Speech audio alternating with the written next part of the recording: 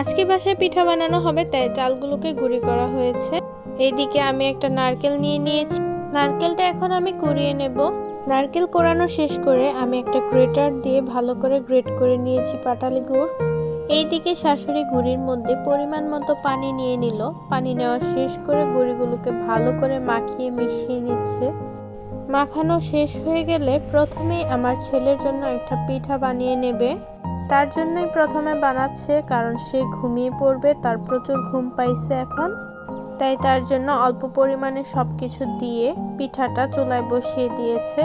এখন আমাদের জন্য বানাবে, আমাদের জন্য একটু বেশি করেই সব কিছু দিয়ে দিল। প্রথমে নারকেল গুড়ি দিয়ে ঢেকে দিয়েছে। এখন আমাদেরটাও চুলার উপর দিয়ে দিবে। এই যে আমার ছেলের পিঠা হয়ে গেছে। এইদিকে তার দাদু তাকে পিঠা খাইয়ে দিচ্ছে। আমার ভিডিও সবার কাছে ভালো লাগলে সবাই লাইক, কমেন্ট, শেয়ার করে পাশে থাকবেন। ধন্যবাদ সবাইকে।